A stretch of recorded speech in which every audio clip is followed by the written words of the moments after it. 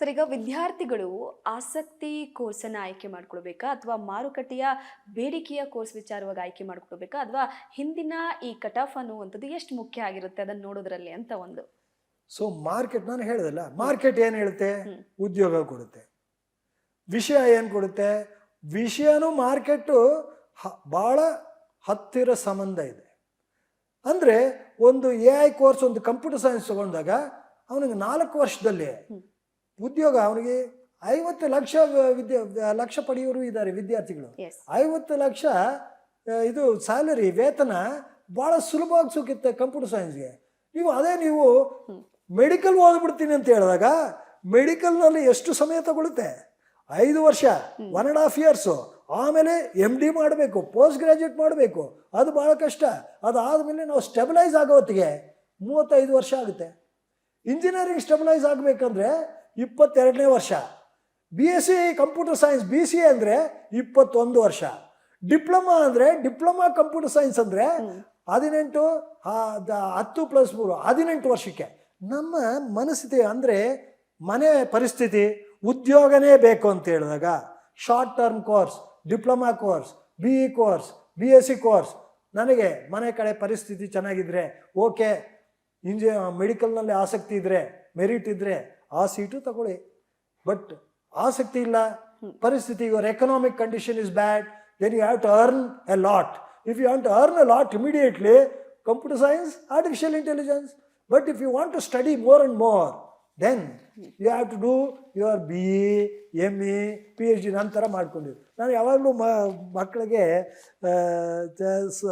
ಭಾಳ lighter ವಿನ್ನಲ್ಲಿ BE ಕೆಲಸ ಸಿಕ್ಕಿಲ್ವಾಪ್ಪ, ME ಓದು, ME ಕೆಲಸ ಸಿಕ್ಕಿಲ್ವಾ, PhD ಓದು, PhD ಕೆಲಸ ಸಿಕ್ಕಿಲ್ವಾ, ಏನೋ ಒಂದು ಆಗುತ್ತೆ. ಬಟ್ ಪ್ರಯತ್ನ ಮಾಡ್ತಾನೆ ಇರಬೇಕು. ಅಂದರೆ this is knowledge based world. ಈಗ ಉದಾಹರಣೆಗೆ ನಾನೇ ಅದಕ್ಕೆ ಸಾಕ್ಷಿ. ನಾನು BE ಓದ್ಬಿಟ್ಟು 10 ವರ್ಷ ಪಾರ್ಟ್ ಟೈಮ್ ಇದೆ. 10 ವರ್ಷ ಪಾರ್ಟ್ ಟೈಮ್ UVCನಲ್ಲಿದ್ದಾಗ ME, MA, MSc, PhD ಎಲ್ಲ ಮಾಡಿಬಿಟ್ಟೆ. 19 degree, all irrelevant degree except electronics. But ಆ ಎಲೆಕ್ಟ್ರಾನಿಕ್ಸ್ ಡಿಗ್ರಿ ಬೇಸಿಸಿಂದನೇ, ಅಡಿಪಾಯಿಂದನೇ ನಾನು ಎಲೆಕ್ಟ್ರಾನಿಕ್ಸ್ ಟೀಚರ್ ಆದೆ. But all the other things gave me confidence. ಒಂಥರ ನನಗೆ ಎಷ್ಟು ಕಾನ್ಫಿಡೆನ್ಸ್ ಬಂದರೆ ಹುಡುಗರ ಮುದ್ದೆ ಹೋಗಿ ನಿಂತಾಗ I felt very happy to even teach any subject. ನಾನು ಲಾ ಟೀಚ್ ಮಾಡಿದ್ದೇನೆ, ಅರ್ಥಶಾಸ್ತ್ರ ಟೀಚ್ ಮಾಡಿದ್ದೇನೆ, ಎಲೆಕ್ಟ್ರಾನಿಕ್ಸ್ ಟೀಚ್ ಮಾಡಿದ್ದೇನೆ, ಎಲೆಕ್ಟ್ರಾನಿಕ್ ಮೀಡಿಯಾ ಟೀಚ್ ಮಾಡಿದೆ. ನಾನು first teacher for electronic media Bengaluru ವಿಶ್ವವಿದ್ಯಾಲಯದಲ್ಲಿ. ಗ್ರಾಫಿಕ್ಸ್ ಆ್ಯಂಡ್ ಅನಿಮೇಷನ್ ಟೀಚ್ ಮಾಡಿದೆ, ಯಾಕಂದರೆ ಅದು ಟೆಕ್ನಾಲಜಿ.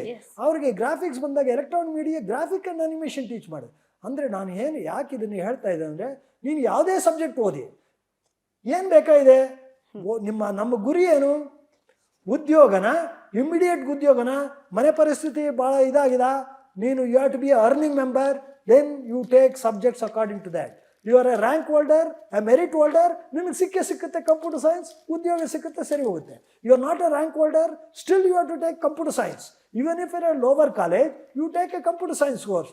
ಬಟ್ ನೀನು ಅಡಿಷ್ನಲ್, ಈಗ ಫಸ್ಟ್ ರ್ಯಾಂಕ್ ತಗೊಂಡಿರ್ತಾರೆ ಇದರಲ್ಲಿ CETನಲ್ಲಿ, ನೀನು 1000 ರ್ಯಾಂಕ್ ತಗೊಂಡಿರ್ತೀಯ, ಏನು ಬೇಸರ ಪಡಬೇಡ.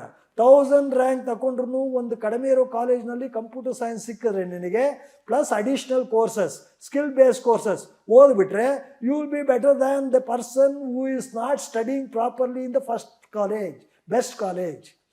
ಸೊ ನನ್ನ ಎಕ್ಸ್ಪೀರಿಯನ್ಸ್ ಇದೇ ಇದೆ. ನಾನು 45 ವರ್ಷ ಪಾಠ ಮಾಡಿದ್ದೇನೆ computer science and engineering.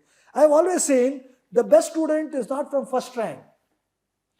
The person who is successful in life, ಯಾರು ಕ್ಲಾಸ್ ಸರಿಯಾಗಿ ಬರ್ತಾ ಇರಲಿಲ್ಲ ಅವ್ರು ಎಲ್ಲ ಕೋಡಿಂಗ್ ಎಲ್ಲ ಮಾಡಿಬಿಟ್ಟಿರ್ತಾನೆ, ಅವನು ಎಲ್ಲ ಪ್ರಾಜೆಕ್ಟ್ಸ್ ಮಾಡಿಬಿಟ್ಟಿರ್ತಾನೆ, ಯಾವುದೋ ಒಂದು ಕೆಲಸಕ್ಕೆ ಸೇರ್ಕೊಂಡ್ಬಿಟ್ಟಿರ್ತಾನೆ. ಆ ಕೆಲಸ ಅವನು ಭಾಳ ಇದು.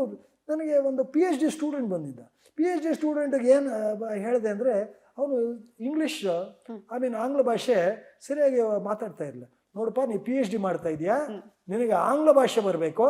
ಆಂಗ್ಲ ಭಾಷೆ ಬಂದಾಗ you will know how to write, because ನೀನು PhD ಬರೆಯೋದು ಆಂಗ್ಲ ಭಾಷೆಯಲ್ಲಿ. ನೀನು ಇಂಗ್ಲೀಷ್ ಕಲ್ತ್ಬಿಡು. ನೀನು ಇಂಗ್ಲೀಷ್ ಕಲ್ತ್ಬಿಟ್ಟ ಮೇಲೆ ನೀನು ಆಮೇಲೆ ನೋಡು ಯಾವ ಥರ ಬರುತ್ತೆ ಅಂತ. ಏನು ಮಾಡ್ದ ಹುಡುಗ, 3 ತಿಂಗಳಲ್ಲಿ ಇಂಗ್ಲೀಷ್ ಕಲ್ತ. ನನಗೆ ಬಂದು ಮಾತಾಡುವಾಗ ನಾನು ಅವನಿಗೆ ನನಗೆ ಆಶ್ಚರ್ಯ ಆಗೋಯ್ತು. ನನ್ನ ನಂಬಿಕೆ ಇಲ್ಲ, ಇವನೇ ಬಂದು ನನ್ನ PhD ಸ್ಟೂಡೆಂಟಿಗೆ ಮಾಡಿದೆ. ಆಮೇಲೆ ಇನ್ನು 3 ತಿಂಗಳಿಗೆ ಏನು ಮಾಡ್ದೆ, ಸರ್ ನನಗೆ ಒಂದು ಒಳ್ಳೆ ಕೆಲಸ ಸಿಕ್ತು ಸರ್, 14 ಲಕ್ಷ ವರ್ಷ ಇದು ಸಂಪಾದನೆ ಸಿಗ್ತಾ ಇದೆ ಸರ್, ನಾನು ಈಗ PhD ಮಾಡಲಾ ಇಲ್ಲ ಕೆಲಸಕ್ಕೆ ಹೋಗ್ಲಾ ಅದ, ಫಸ್ಟ್ ಹೋಗಿ ಕೆಲಸಕ್ಕೆ ಸೇರ್ಕಪ್ಪ ಅಂತ ಹೇಳಿ. ಈಗ ಅವನು PhD ಆಮೇಲೆ ಮಾಡ್ದ, 6-7 ವರ್ಷ ಆದಮೇಲೆ ಅವನಿಗೆ ಒಳ್ಳೆ ಉದ್ಯೋಗ ಸಿಕ್ಬಿಡ್ತು. ಯಾಕಂದರೆ ಲ್ಯಾಂಗ್ವೇಜ್ ಪ್ಲಸ್ ಅವನು ಪ್ರೊಫೆಷನಲಿಸಮ್ ಎರಡು. PhD ಅಡಿಷ್ನಲ್ ಇದು. PhD ಮಾಡಿದಾಗ ಅವನಿಗೆ ಆಮೇಲೆ ಅವಕಾಶಗಳು ಸಿಗುತ್ತೆ. ಒಂಥರ ಕ್ರೌನ್ ಇದ್ದಾಗೆ PhD ಮಾಡಿದಾಗ, ರಿಸರ್ಚ್ ಮಾಡಿದೆ, ಸಂಶೋಧನೆ ಮಾಡಿದೆ. ಆದರೆ ಉದ್ಯೋಗ ಇದ್ದಾಗೆ ಉದ್ಯೋಗ ಈ ಥರ ಆಗುತ್ತೆ. Skill, ability, language, it is very important for the person. ನೀನು ಇದು 3 ಕಲ್ತಾಗ ನೀನು ಯಾವುದೇ ಕಾಲೇಜ್ಗೆ ಹೋಗಿ, ಒಂದು ಸಣ್ಣ ಕಾಲೇಜ್, ಮೊದಲು ಕಾಲೇಜಸಲ್ಲಿ ಅಲ್ಲಿ ಗೌರ್ಮೆಂಟ್ ಕಾಲೇಜಸ್, ನಾವೆಲ್ಲ ಓದಿದ್ದು ಗೌರ್ಮೆಂಟ್ ಕಾಲೇಜಲ್ಲಿ ನಾವು ಓಡ್ತಾ ಇಲ್ವಾ? ಎಲ್ಲ we are the best students. ಯಾಕೆಂದರೆ ಅಲ್ಲಿ ಮೆರಿಟೋರಿಯಸ್ ಸ್ಟೂಡೆಂಟ್. ನೀನು ಮೆರಿಟು ಈಗಿಲ್ಲದೆ ಇರ್ಬೋದು ಪರೀಕ್ಷೆಯಲ್ಲಿ, ನಿನ್ನ ಮೆರಿಟು ಪ್ರಯತ್ನದಿಂದ ಬರುತ್ತೆ. ನಿನ್ನ ವರ್ಕ್, ಕರ್ತವ್ಯ, ನೀನು ಏನು ನಿನ್ನ the way you teach, the way you go up, the way you study and ನಿನ್ನ ಸಮಯ ಹೆಂಗೆ ಕೊಡ್ತೀಯಾ, ಎಷ್ಟು ಸೀರಿಯಸ್ ಆಗಿರುತ್ತೆ. ಇನ್ನು 4 ವರ್ಷದಲ್ಲಿ you will become the best student and you will become a successful student even in a bad college. If you are not a good student in a good college, and if you are a good student in a bad college, what happens finally is good student. ಕೆಲಸ ಸಿಕ್ಕುತ್ತೆ. ನಿನಗೆ ಪರಿಶ್ರಮ ಇರಬೇಕು. ಆ ಪರಿಶ್ರಮ ಯಾವಾಗೂ it will not fail you.